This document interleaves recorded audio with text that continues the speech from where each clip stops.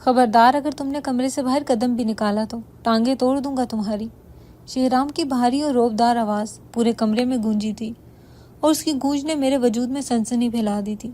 میں جو دروازے کی طرف بھاگ رہی تھی وہیں رک گئی اور مڑ کر غصے اور ڈر کی ملی جلی کیفیت میں اسے دیکھا، جو بڑے اطمینان سے دروازے کو لاک کر کے چابی اپنی پینٹ کی جیب میں ڈال رہا تھا۔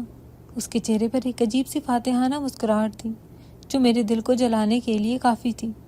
میں نے کانپتی ہوئی آواز میں کہا، شہرام لالا، یہ آپ کیا کر رہے ہیں؟ کھولیں دروازہ، مجھے باہر جانا ہے، مجھے ڈر لگتا ہے، پلیز جانے دیں مجھے۔ وہ میرے ڈر کو انجوائے کرتے ہوئے اطمینان سے صوفے پر بیٹھ گیا اور اپنی ٹانگ پر ٹانگ جماتے ہوئے بولا، ابھی تو تم نیچے کھڑی سب کے سامنے کہہ رہی تھی کہ تم بھاگ جاؤ گی اس گھر سے، تم شہرام خانزادہ کی قید سے نکل جاؤ گی، تو میں نے سوچا کیوں نہ تمہاری اس غلط فہمی کو دور کر دوں اور تمہیں بتا دوں کہ اس حویلی میں وہی ہوتا ہے جو شہرام چاہتا ہے، اور شہرام یہ چاہتا ہے کہ تم اب اس کمرے سے کہیں نہ جاؤ۔ میں نے روحان سے ہو کر کہا، آپ مجھ سے زبردستی نہیں کر سکتے، میں دادا سائیں کو سب بتا دوں گی کہ آپ کتنے برے ہیں۔ آپ تو ویسے بھی پورے خاندان میں مشہور ہیں اپنی رنگین مزاجی کی وجہ سے، سب جانتے ہیں آپ کو۔ وہ میری بات سن کر ایک طنزیہ مسکراہٹ کے ساتھ اٹھا اور آہستہ آہستہ میری طرف بڑھنے لگا۔ اس کی آنکھوں میں عجیب سی چمک تھی، جیسے کوئی شکاری اپنے شکار کو دیکھ رہا ہو۔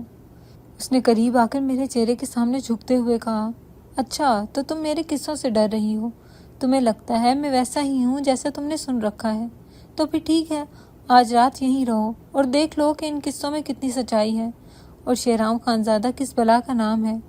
میں خوف سے پیچھے ہٹی اور دیوار سے جا لگی۔ میرا دل زور زور سے دھڑک رہا تھا اور وہ میری بے بسی پر مسکرا رہا تھا۔ یہ آج کی بات نہیں تھی، بلکہ یہ سب اس دن شروع ہوا جب میری قسمت کا فیصلہ میری مرضی کے بغیر کر دیا گیا تھا۔ میرا نام نورین ہے اور میں اس حویلی کی سب سے لاڈلی اور چلبلی لڑکی سمجھی جاتی تھی۔ میرے ماں باپ کے انتقال کے بعد دادا سائیں نے مجھے اپنی بیٹیوں کی طرح پالا تھا۔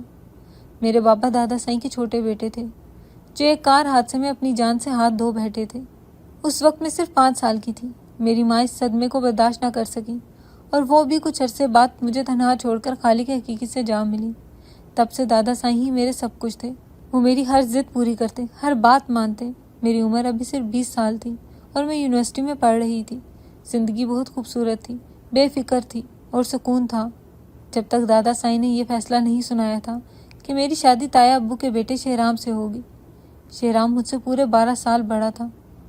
وہ 32 سال کا ایک سنجیدہ اور انتہائی سخت مزاج بزنس مین تھا، جسے میں بچپن سے لالا کہتی آئی تھی اور اس سے ہمیشہ ڈرتی تھی۔ وہ زیادہ تر تو شہر میں رہتا تھا اور اس کے بارے میں خاندان میں عجیب عجیب باتیں مشہور تھیں کہ وہ بہت آزاد خیال ہے اور اس کا کردار ٹھیک نہیں ہے۔ حویلی کے ملازموں سے لے کر رشتہ داروں تک سب اس کی سختی اور غصے سے ڈرتے تھے اور میں تو اس کے سامنے جانے سے بھی کتراتی تھی، کیونکہ اس کی گھوری ہی میری جان نکالنے کے لیے کافی ہوتی تھی۔ میں اپنے کمرے میں بیٹھی زاروں قطار رو رہی تھی۔ مجھے سمجھ نہیں آ رہا تھا کہ دادا سائیں میرے ساتھ ایسا کیوں کر سکتے ہیں۔ تبھی میری کزن فاطمہ، جو تایا ابو کی چھوٹی بیٹی تھی، اندر آئی اور مجھے روتے ہوئے دیکھ کر بولی، نورین تم کیوں رو رہی ہو؟ پاگل ہو گئی ہو کیا؟ شہرام بھائی اتنے امیر ہیں اور ہینڈسم بھی ہیں، تمہاری تو قسمت کھل گئی ہے، پورے خاندان کی لڑکیاں ان پر مرتی ہیں اور تم رو رہی ہو۔ میں نے غصے سے آنسو صاف کرتے ہوئے اسے دیکھا اور چیخ کر کہا، تمہیں پتہ بھی ہے وہ کتنے بڑے ہیں مجھ سے؟ پورے 12 سال۔ پورے 12 سال کا فرق ہے ہم میں۔ وہ انکل لگتے ہیں میرے سامنے اور میں نے سنا ہے ان کے چکر ہیں شہر میں کئی لڑکیوں کے ساتھ۔ میں ایسے انسان کے ساتھ زندگی نہیں گزار سکتی۔ فاطمہ نے گھبرا کر میرے منہ پر ہاتھ رکھ دیا اور ادھر ادھر دیکھتے ہوئے بولی، آہستہ بولو خدا کے لیے، اگر کسی نے سن لیا یا شہرام بھائی تک یہ بات پہنچ گئی تو قیامت آ جائے گی، تم جانتی نہیں ان کے غصے کو۔ میں نے اس کا ہاتھ جھٹکا اور کہا، مجھے لگ رہا ہے کہ دادا سائیں میری معصومیت کا فائدہ اٹھا کر مجھے ایک غلط انسان کے حوالے کر رہے ہیں۔ میں نے فیصلہ کر لیا تھا کہ میں دادا سائیں سے بات کروں گی اور اس شادی کو رکوا کر رہوں گی۔ شام کو میں نے بہت ہمت جمع کی اور ڈرتے ڈرتے دادا سائیں کے کمرے میں گئی۔ وہ اپنی آرام دہ کرسی پر بیٹھے تسبیح پڑھ رہے تھے۔ مجھے دیکھ کر مسکرائے اور نرمی سے بولے، آؤ میری گڑیا، کیا بات ہے؟ آج میری بیٹی اتنی خاموش کیوں ہے؟ میں ان کے قدموں میں بیٹھ گئی اور میرا ضبط ٹوٹ گیا۔ میں نے روتے ہوئے ان کے گھٹنوں پر سر رکھ دیا اور کہا، دادا سائیں پلیز یہ شادی مت کریں، میں آپ کے آگے ہاتھ جوڑتی ہوں۔ شہرام لالا مجھ سے بہت بڑے ہیں اور مجھے ان سے ڈر لگتا ہے، وہ مجھے مار دیں گے اور میں نے سنا ہے کہ وہ اچھے انسان نہیں ہیں، ان کے بارے میں لوگ کیسی کیسی باتیں کرتے ہیں۔ دادا سائیں کا چہرہ ایک دم سنجیدہ ہو گیا۔ انہوں نے تسبیح سائڈ پہ رکھی اور میرے سر پر ہاتھ پھیرتے ہوئے بولے، نورین بیٹا، سنی سنائی باتوں پر یقین نہیں کرتے۔ شہرام میرا خون ہے، میرا پوتا ہے، اور مجھے اپنے فیصلے پر پورا بھروسہ ہے۔ وہ تمہیں شہزادی بنا کر رکھے گا۔ یہ تمہارا وہم ہے کہ وہ برا ہے۔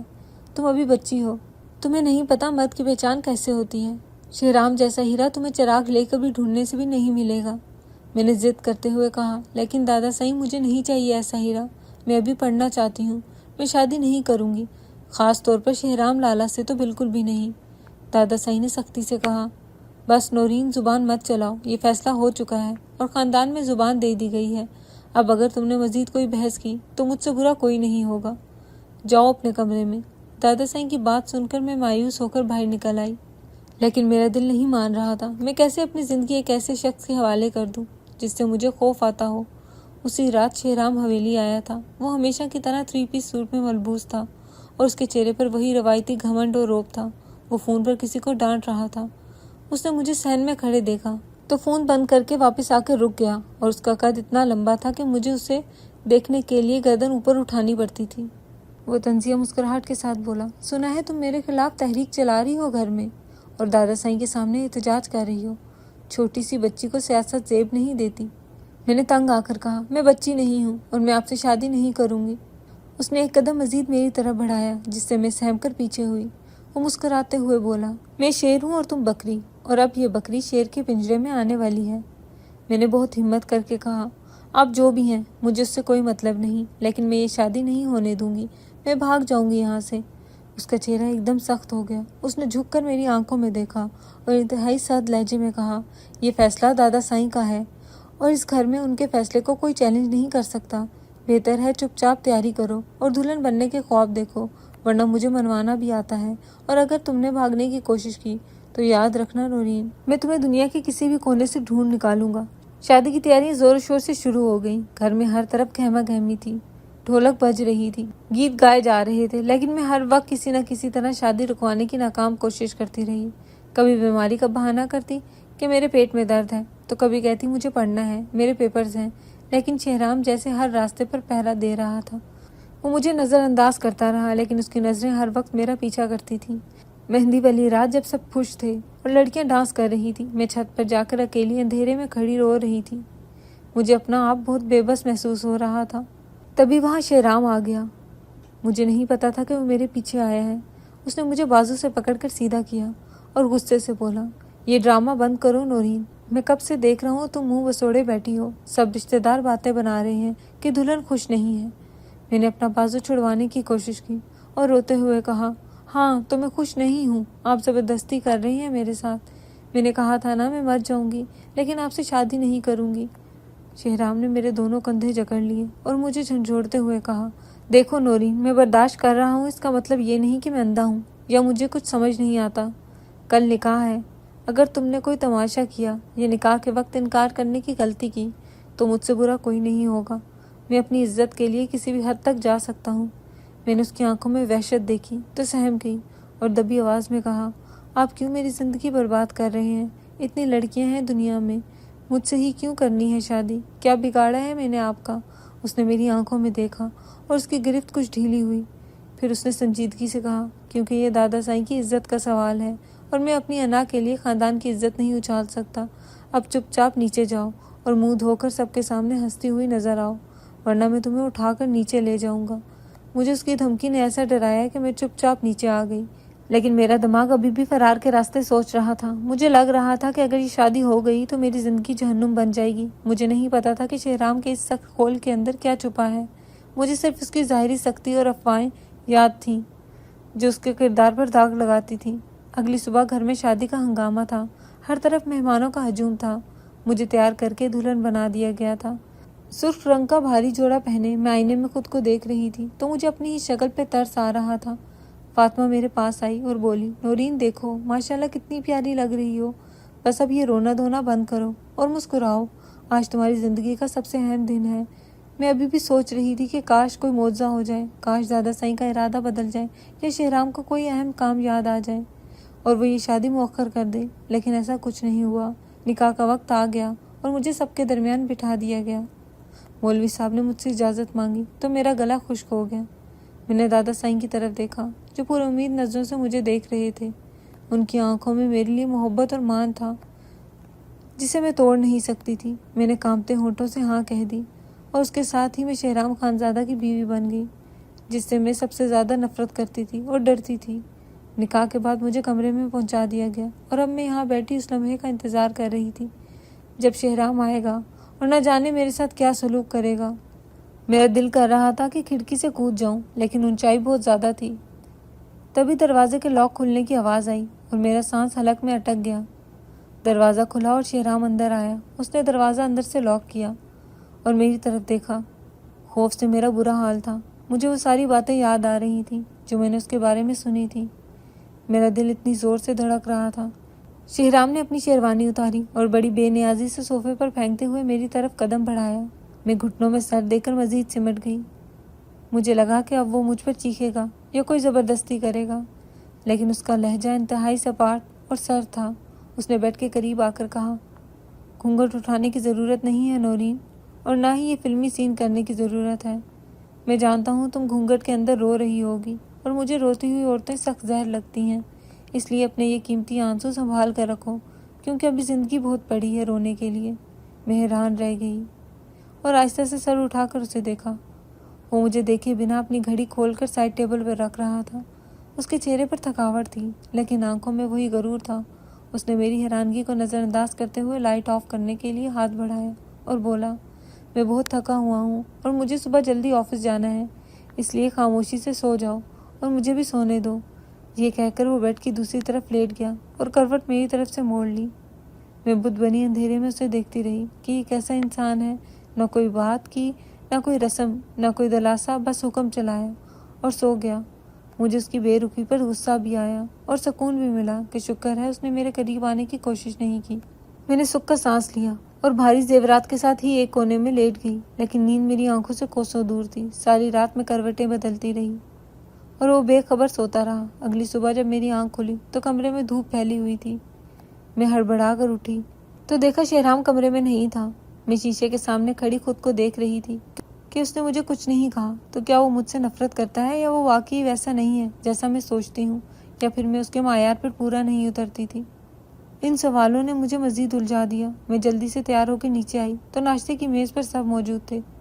शेहराम अखबार पढ़ रहा था और साथ चाय पी रहा था। उसने मेरी तरफ सर उठाकर भी नहीं देखा। दादा साईं मुझे देखकर मुस्कुराए और मोहब्बत से बोले, आओ मेरी बेटी, यहाँ मेरे पास बैठो। मैंने एक नज़र शेहराम पर डाली जो बदस्तूर अखबार में मगन था, फिर दादा साईं को सलाम करके झूठी मुस्कुराहट चेहरे पर सजाते हुए उनके पास बैठ गई। अभी नाश्ता शुरू ही हुआ था कि शेहराम ने अखबार फोल्ड करके मेज़ पे रखा और अचानक एक ऐसा धमाका किया जिसने मेरे होश उड़ा दिए। वो संजीदगी से दादा साईं से मुखातिब हुआ और बोला, दादा साईं, मुझे कुछ दिन के लिए शहर जाना है। वहाँ फैक्ट्री में कुछ मसाइल चल रही हैं और मुझे वहाँ रहकर उन्हें हल करना होगा, इसलिए मैं आज ही निकल रहा हूँ और नौरीन भी मेरे साथ जाएगी। मेरा हाथ चाय के कप पर जम गया और मैंने खौफजदा नज़रों से उसे देखा। मैं अकेले उसके साथ शहर कैसे जाऊँगी? यहाँ तो फिर भी दादा साईं हैं, फातिमा है, वहाँ तो उसके सिवा कोई नहीं होगा। दादा साईं ने तशवीश से कहा, बेटा अभी तो शादी का दूसरा दिन है, कुछ दिन रुक जाते। शेहराम ने फैसलाकुन अंदाज में कहा, नहीं दादा साईं, काम बहुत ज़रूरी है और नौरीन यहाँ अकेली क्या करेगी? वहाँ मेरा ख्याल भी रख लेगी और शहर भी देख लेगी। आप बस दुआ करें। दादा साईं ने खामोशी से सर हिला दिया, क्योंकि वो भी शेहराम की जिद और काम की लगन से वाकिफ थे। लेकिन मेरा दिल डूब रहा था। मुझे लग रहा था कि वो मुझे यहाँ से दूर ले जाकर कोई सज़ा देना चाहता है। सफ़र खामोशी से कटा और हम शहर वाले फ्लैट में आ गए। ये जगह बहुत खामोश और वीरान सी थी। ये एक महंगी इमारत के टॉप फ्लोर पर वाक़ई पेंट हाउस था, लेकिन यहाँ ज़िंदगी का कोई एहसास नहीं था। यहाँ कोई मुलाजिम भी नहीं था। शेहराम ने मुझे मेरा कमरा दिखाया जो उसके कमरे के साथ था और खुश लहजे में कहा, तुम यहाँ रहोगी और मेरे काम में दखल नहीं दोगी। किचन में सब सामान मौजूद है, खाना खुद बना लेना। मुझे बाहर का खाना पसंद नहीं है, और हाँ, मुझे फजूल सवालात और बीवियों वाली तशवीश बिल्कुल नहीं पसंद, इसलिए अपने काम से काम रखना। मैंने डरते डरते सर हिला दिया और अपने कमरे में आकर दरवाज़ा बंद कर लिया। मुझे यहाँ बहुत घुटन महसूस हो रही थी। मैं सारा दिन घर में अकेली बोर होती रहती। वो सुबह नाश्ता करके जाता और रात को देर से वापस आता। مجھے سمجھ نہیں آتی تھی کہ وہ اتنا مصروف کیوں ہے، جبکہ اس کی فیکٹری تو مینیجرز بھی سنبھال سکتے تھے۔ ایک رات میں جاگ رہی تھی، پانی پینے کے لیے کچن میں گئی تو دیکھا شہرام بالکنی میں کھڑا سگریٹ پی رہا تھا اور فون پہ کسی سے بات کر رہا تھا۔ میں چھپ کر سننے لگی۔ وہ دھیمی لیکن پریشان آواز میں کہہ رہا تھا، فکر مت کرو، میں پیسہ بھجوا دوں گا، آج ہی انتظام کرتا ہوں۔ ڈاکٹر سے کہو کہ علاج میں کوئی کمی نہ آئے اور آپریشن کی ڈیٹ لے لو، بس کسی کو پتہ نہیں چلنا چاہیے، خاص طور پر گھر میں کسی کو خبر نہ ہو۔ میں جلدی سے واپس اپنے کمرے میں آ گئی۔ میرا دل زور زور سے دھڑک رہا تھا۔ میرا شک پھر سے جاگ اٹھا کہ ضرور اس کا کوئی چکر ہے اور یہ کسی لڑکی کے خرچے اٹھا رہا ہے، ورنہ ایسی کون سی بات ہے جو یہ گھر والوں سے چھپا رہا ہے اور اتنی رات گئے کس سے بات کر رہا ہے۔ میں نے سوچ لیا کہ اب میں خاموش نہیں بیٹھوں گی اور ثبوت ڈھونڈ کر رہوں گی۔ اگلے 2 دن میں نے اسی تجسس میں گزارے کہ آخر معاملہ کیا ہے۔ میرا شک یقین میں تب بدلا جب ایک دن شہرام نہانے گیا ہوا تھا اور اس کا کوٹ صوفے پر پڑا تھا۔ میں نے ہمت کی اور اس کے کوٹ کی تلاشی لینا شروع کی۔ میری انگلیاں کانپ رہی تھیں کہ اگر وہ باہر آ گیا تو کیا ہوگا، لیکن سچ جاننے کا جنون مجھ پر سوار تھا۔ میں نے جیب میں ہاتھ ڈالا تو کچھ کاغذات اور ایک رسید میرے ہاتھ میں لگی۔ میں نے جلدی سے اسے کھول کر دیکھا تو وہ ایک پرائیویٹ ہاسپٹل کی رسید تھی جس پر خواتین کے وارڈ کا نام لکھا تھا اور لاکھوں کی رقم درج تھی جو ایڈوانس کے طور پر جمع کروائی گئی تھی۔ مریض کے نام کی جگہ صرف پیشنٹ لکھا تھا۔ میرا دماغ گھوم گیا، آنکھوں کے سامنے اندھیرا چھانے لگا۔ تو یہ سچ تھا، کوئی ایسی عورت ہے جس پر وہ اپنی دولت لٹا رہا ہے اور مجھے گھر میں قید رکھا ہے۔ مجھے اپنے اوپر اور دادا سائیں کے فیصلے پر بہت غصہ آیا۔ میں نے رسید واپس جیب میں رکھی اور بھاگ کر اپنے کمرے میں آ گئی۔ میرا دم گھٹ رہا تھا۔ میں نے سوچا آج میں اس کا پیچھا کروں گی اور دیکھوں گی کہ یہ کس سے ملنے جاتا ہے اور وہ کون ہے جس کے لیے یہ اپنی نئی نویلی دلہن کو نظر انداز کر رہا ہے۔ دوپہر کو جب وہ تیار ہو کر گھر سے نکلا تو میں نے بھی جلدی سے عبایا پہنا اور لفٹ سے نیچے آ گئی۔ میں نے دیکھا وہ اپنی گاڑی میں بیٹھ رہا تھا۔ میں نے فوراً ایک رکشہ روکا اور ڈرائیور سے کہا اس کالی گاڑی کا پیچھا کرو، لیکن فاصلہ رکھنا۔ ڈرائیور نے حیرانی سے مجھے دیکھا، لیکن میرے ہاتھ میں پکڑے 1000 کا نوٹ دیکھ کر اس نے رکشہ چلا دیا۔ میرا دل سینے سے باہر آنے کو تھا۔ میں زندگی میں پہلی بار ایسا کچھ کر رہی تھی۔ شہرام کی گاڑی شہر کے مصروف علاقوں سے گزرتی ہوئی ایک پسماندہ علاقے کی طرف مڑ گئی۔ یہ علاقہ دیکھ کر مجھے وحشت ہونے لگی کہ شہرام جیسے امیر آدمی کا یہاں کیا کام ہے۔ آخرکار اس کی گاڑی ایک چھوٹے لیکن صاف ستھرے ہاسپٹل کے باہر رکی۔ وہ گاڑی سے اترا اور ادھر ادھر دیکھ کر اندر چلا گیا۔ میں نے بھی رکشہ روکا اور دوپٹہ اچھی طرح چہرے پر لپیٹ کر اس کے پیچھے گئی۔ ہاسپٹل میں رش تھا، اس لیے کسی نے مجھ پر توجہ نہیں دی۔ میں چھپتے چھپاتے اس کے پیچھے گئی۔ وہ دوسری منزل پر گیا جہاں پرائیویٹ رومز تھے۔ میں دیوار کی اوٹ سے دیکھ رہی تھی۔ اس نے ایک کمرے کا دروازہ کھولا اور اندر چلا گیا۔ میں دبے قدموں دروازے تک پہنچی جو تھوڑا سا کھلا رہ گیا تھا۔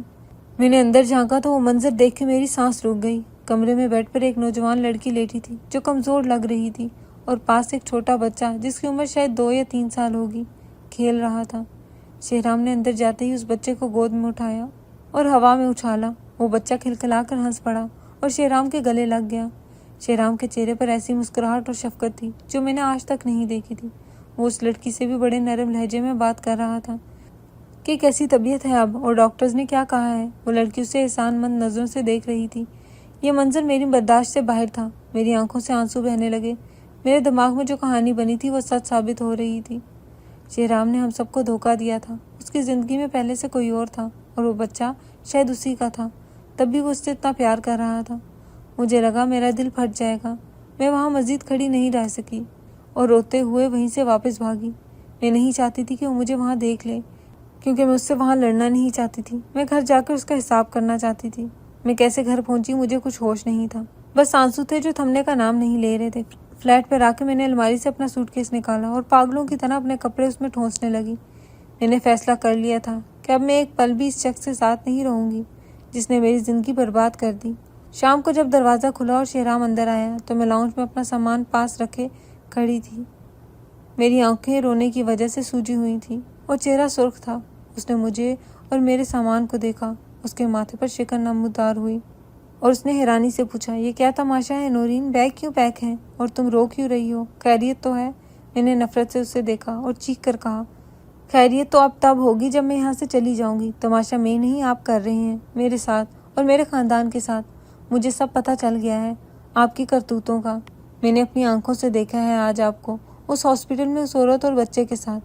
میری بات سن کر شہرام کے چہرے کا رنگ ذرا نہیں بدلا، بلکہ وہ اور سنجیدہ ہو گیا اور میری طرف بڑھتے ہوئے بولا، اچھا تو تم میرا پیچھا کر رہی تھی.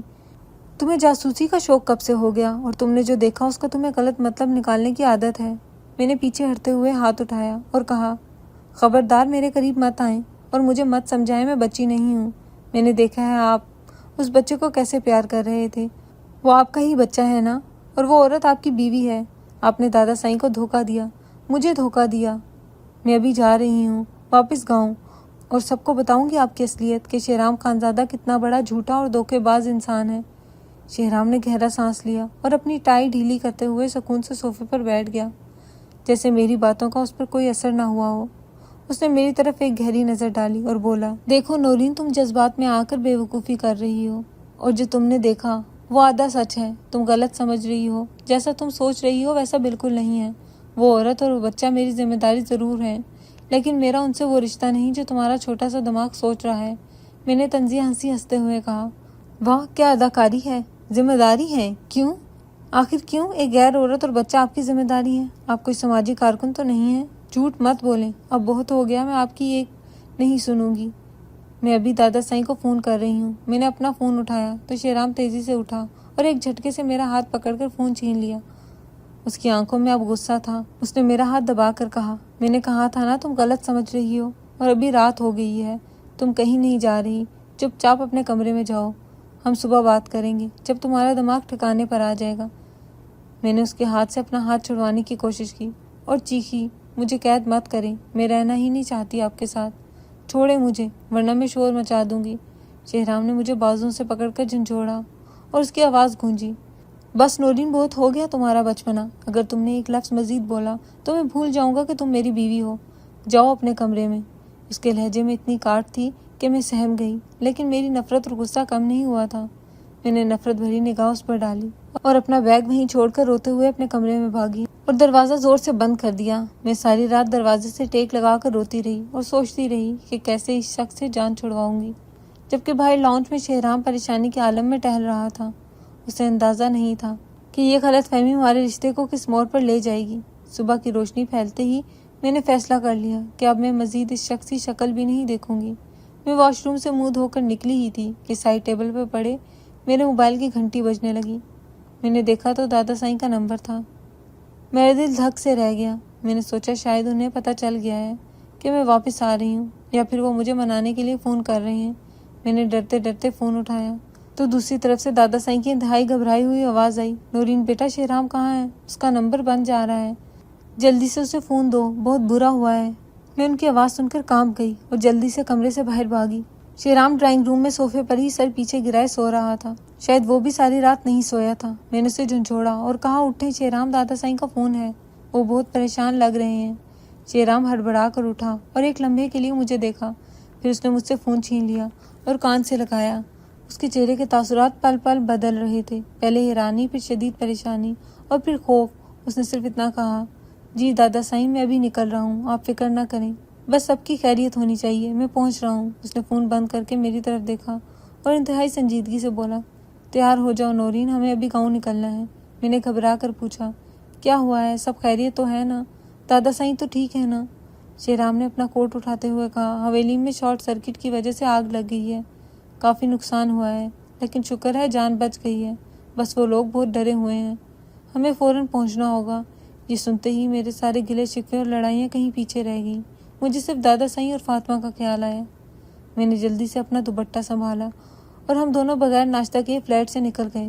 شہرام گاڑی بہت تیز چلا رہا تھا. اس کے چہرے پر گہری سنجیدگی تھی. راستے میں ہم دونوں کے درمیان کوئی بات نہیں ہوئی, لیکن مجھے محسوس ہو رہا تھا کہ وہ گھر والوں کے لیے کتنا فکر مند ہے. وہ بار بار فون کر کے خیریت دریافت کر رہا تھا اور منشی کو ہدایات دے رہا تھا کہ مزدوروں کو لگا کر صفائی کروائی جائے اور دادا سائیں کو دھوئیں سے دور رکھا جائے. اس کی یہ فکر مندی دیکھ کر مجھے ایک لمحے کے لیے خیال آیا کہ جو انسان اپنے خاندان کے لیے اتنا مخلص ہے, کیا وہ واقعی دھوکے باز ہو سکتا ہے؟ لیکن پھر میری آنکھوں کے سامنے ہاسپٹل والا منظر گھوم گیا اور میں نے سر باہر کی طرف موڑ لیا کہ نہیں, یہ سارا دکھاوا ہے, یہ شخص دھوری زندگی جی رہا ہے. کئی گھنٹوں کے سفر کے بعد جب ہم حویلی پہنچے تو وہاں کا منظر دیکھ کر میرا دل دہل گیا. حویلی کا ایک حصہ بری طرح جل چکا تھا, دیواریں کالی ہو چکی تھیں اور ہر طرف دھواں اور پانی پھیلا ہوا تھا. صحن میں سامان بکھرا ہوا تھا, لیکن شکر ہے کہ دادا سائیں اور باقی سب لوگ برآمدے میں صحیح سلامت بیٹھے تھے. گاڑی رکتے ہی شہرام نے چھلانگ لگائی اور دادا سائیں کی طرف بھاگا۔ میں بھی اس کے پیچھے گئی۔ دادا سائیں شہرام کو دیکھتے ہی کھڑے ہو گئے اور اسے گلے لگا لیا۔ ان کی آنکھوں میں آنسو تھے۔ وہ بولے، بیٹا شکر ہے تم آ گئے، مجھے تو لگا تھا کہ آج سب ختم ہو جائے گا۔ اگر گاؤں والے مدد نہ کرتے تو پوری حویلی جل جاتی۔ شہرام نے انہیں دلاسا دیا اور کہا، آپ فکر نہ کریں، میں آ گیا ہوں نا، جان بچ گئی ہے، یہی بہت ہے، مال تو پھر بن جائے گا۔ آپ لوگ ٹھیک ہیں نا؟ کسی کو چوٹ تو نہیں آئی؟ میں نے بھی فاطمہ اور تائی امی کو گلے لگایا۔ وہ سب بہت سہمے ہوئے تھے۔ میں سب کو پانی پلانے لگی اور دلاسے دینے لگی۔ اس ہنگامی صورتحال میں اپنی ناراضگی بھول گئی تھی اور شہرام تو جیسے مشین کی طرح کام کر رہا تھا۔ وہ کبھی مزدوروں کو ہدایات دیتا، کبھی بجلی والوں کو بلاتا اور کبھی دادا سائیں کے پاس بیٹھ کے انہیں تسلی دیتا۔ اگلے 2 دن اسی بھاگ دوڑ میں گزر گئے۔ حویلی کی مرمت کا کام شروع ہو گیا تھا اور زندگی آہستہ آہستہ معمول پر آ رہی تھی، لیکن میرے دل کا بوجھ کم نہیں ہوا تھا۔ میں شہرام سے نظریں چرا رہی تھی اور وہ بھی مجھ سے بات نہیں کر رہا تھا۔ مجھے لگ رہا تھا کہ اب جب سب ٹھیک ہو گیا ہے تو میں دادا سائیں کو سب کچھ بتا دوں گی اور اپنا فیصلہ سنا دوں گی۔ تیسرے دن دوپہر کے وقت ہم سب صحن میں بیٹھے چائے پی رہے تھے کہ اچانک حویلی کے بڑے گیٹ پر شور ہوا۔ چوکیدار کسی کو اندر آنے سے روک رہا تھا، لیکن ایک عورت چیخ چیخ کر کہہ رہی تھی، مجھے چھوٹے خان سے ملنے دو، مجھے ان کا شکریہ ادا کرنا ہے۔ شہرام نے چائے کا کپ رکھا اور بلند آواز میں کہا، چاچا کریم آنے دو، کون ہے؟ جیسے ہی وہ عورت اندر آئی تو میں اپنی جگہ پر جم گئی۔ یہ وہی ہاسپٹل والی عورت تھی، اس کا ساتھ وہی چھوٹا بچہ بھی تھا۔ وہ تیزی سے چلتی ہوئی آئی اور شہرام کو دیکھتے ہی اس کے قدموں میں گر گئی اور زاروں قطار رونے لگی۔ شہرام نے گھبرا کر پیچھے ہٹتے ہوئے کہا، ارے بھابھی آپ کیا کر رہی ہیں؟ اٹھیں پلیز، خدا کے لیے اٹھ جائیں۔ وہ عورت ہاتھ جوڑ کر روتے ہوئے بولی، شہرام صاحب آپ کا جتنا شکریہ ادا کروں کم ہے، آپ نے میرے بچے کی جان بچا لی۔ اگر آپ اس دن آپریشن کے پیسے نہ دیتے اور ڈاکٹروں کو نہ کہتے تو میرا بیٹا مر جاتا۔ ڈاکٹر نے کہا تھا کہ اگر 1 گھنٹہ اور دیر ہو جاتی تو زہر پورے جسم میں پھیل جاتا۔ آپ فرشتہ ہیں ہمارے لیے، اللہ آپ کو اس کا اجر دے۔ میں حیران و پریشان کھڑی تھی کہ یہ کیا ہو رہا ہے۔ دادا سائیں بھی حیرت سے کبھی شہرام کو اور کبھی اس عورت کو دیکھ رہے تھے۔ انہوں نے پوچھا، شہرام بیٹا یہ کون ہے اور یہ کس احسان کی بات کر رہی ہے؟ اس سے پہلے کہ شہرام کچھ بولتا وہ عورت بولی، بڑے سرکار آپ نہیں جانتے آپ کا پوتا کتنا عظیم انسان ہے۔ میرا شوہر رشید ان کی فیکٹری میں کام کرتے تھے۔ 2 سال پہلے جب وہ مشین کے حادثے میں فوت ہوئے تو ہم بے سہارا ہو گئے تھے۔ میرے سسرال والوں نے ہمیں گھر سے نکال دیا تھا۔ تب شہرام صاحب نے ہماری مدد کی۔ انہوں نے نہ صرف ہمیں چھت دی بلکہ ہر مہینے ہمارا خرچہ بھی اٹھاتے ہیں اور کسی کو کان خبر نہیں ہونے دیتے۔ اب جب میرا بیٹا شدید بیمار ہوا تو انہوں نے لاکھوں روپے لگا کر اس کا علاج کروایا اور خود ہاسپٹل آ کر اسے خون بھی دیا۔ میں تو کہتی ہوں کہ یہ انسان نہیں فرشتہ ہیں۔ یہ سن کر مجھے ایسے لگا جیسے کسی نے میرے منہ پر زوردار تماچا مارا ہو۔ میرے کانوں میں سائیں سائیں ہونے لگی۔ میں کتنی غلط تھی، میں نے کیا کچھ نہیں سوچا تھا۔ اس شخص کے بارے میں نے اسے آوارہ سمجھا، بد کردار سمجھا اور دھوکے باز کہا، جبکہ وہ تو نیکی کر کے دریا میں ڈالنے والا انسان نکلا۔ وہ بچہ جسے میں اس کا ناجائز بچہ سمجھ رہی تھی، وہ تو ایک یتیم تھا جس کے سر پر شہرام نے شفقت کا ہاتھ رکھا تھا۔ شہرام نے بڑی مشکل سے اس عورت کو چپ کروایا اور بولا، بھابھی آپ شرمندہ نہ کریں، یہ میرا فرض تھا۔ رشید میرا بہت وفادار ملازم تھا اور اس کے جانے کے بعد اس کے خاندان کی ذمہ داری میری تھی۔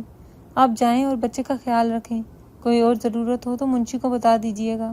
وہ عورت دعائیں دیتی ہوئی چلی گئی اور میں سر جھکائے مجرموں کی طرح کھڑی تھی۔ میری آنکھوں سے ندامت کے آنسو بہنے لگے۔ دادا سائیں نے آگے بڑھ کر شہرام کا ماتھا چوما اور فخر سے بولے، مجھے تم پر ناز ہے میرے شیر، تم نے میرا سر فخر سے بلند کر دیا ہے۔ نیکی ایسی ہی ہونی چاہیے کہ دائیں ہاتھ کو پتہ نہ چلے کہ بائیں ہاتھ نے کیا کیا ہے۔ سب گھر والے شہرام کی تعریف کر رہے تھے لیکن وہ خاموش نظریں جھکائے کھڑا تھا۔ اس نے میری طرف ایک نظر دیکھا۔ اس کی نظر میں کوئی طنز نہیں تھا بلکہ ایک عجیب سی تھکاوٹ تھی اور نرمی تھی۔ وہ وہاں سے اٹھا اور اپنے کمرے کی طرف چلا گیا۔ مجھے اپنے وجود سے گھن آنے لگی کہ میں نے کتنی گھٹیا سوچ رکھی۔ میں نے بغیر تصدیق کیے اتنا بڑا الزام لگایا۔ میں اس کے پیچھے بھاگی، مجھے اس سے معافی مانگنی تھی، چاہے وہ مجھے جو بھی سزا دیتا۔ میں کمرے میں پہنچی تو وہ کھڑکی میں کھڑا باہر جلے ہوئے درختوں کو دیکھ رہا تھا۔ میں نے دروازہ بند کیا اور اس کے پیچھے جا کر کھڑی ہو گئی۔ میرے ہونٹ کانپ رہے تھے اور الفاظ حلق میں اٹک رہے تھے۔ میں نے ہمت کر کے دبی ہوئی آواز میں کہا، شہرام۔ اس نے مڑ کر میری طرف دیکھا۔ اس کے چہرے پر اب وہ سختی نہیں تھی۔